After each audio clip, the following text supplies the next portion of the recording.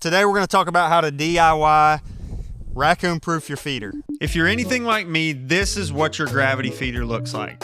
Raccoons wreak havoc on these feeders if they can climb the legs and get to the spout. Trash pandas cost us money in a number of ways, but these are the three biggest. Waste.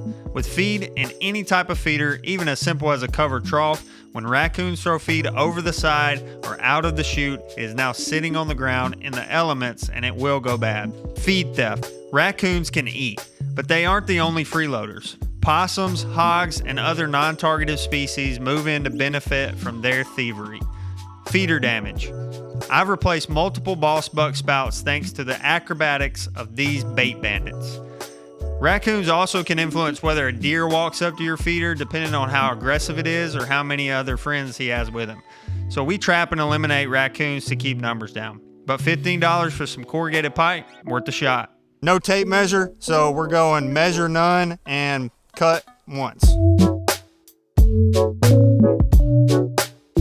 Very basic setup. Start with a single 10-foot piece of corrugated pipe, cut it into 6 sections, each no longer than 20 inches.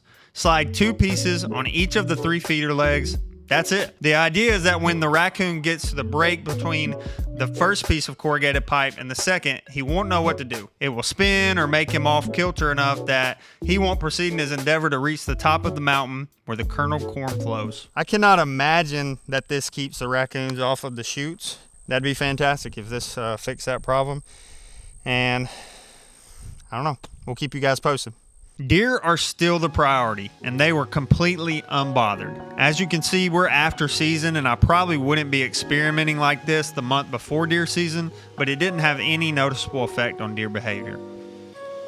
This raccoon walking around the base of the feeder was one of the most beautiful trail cam videos I've ever seen, giving us hope that this experiment might work.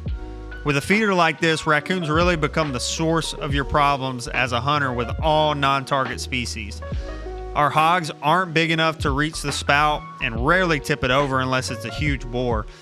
But these non-target species really stink for hunters because they steal feed, wreck gear, spook deer, and burn your budget without giving anything back. I started out about 95% positive this was not going to work.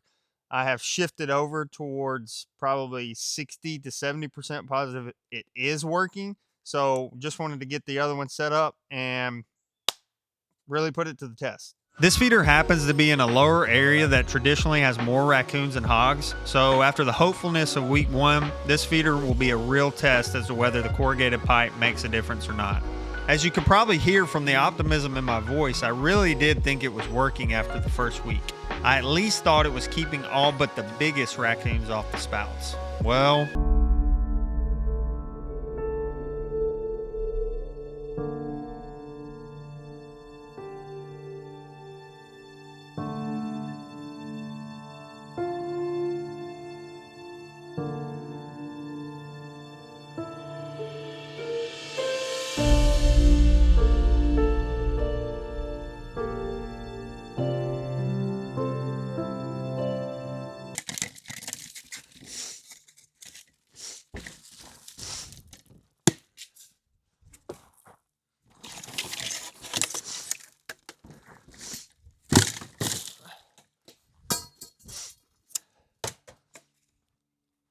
It don't work.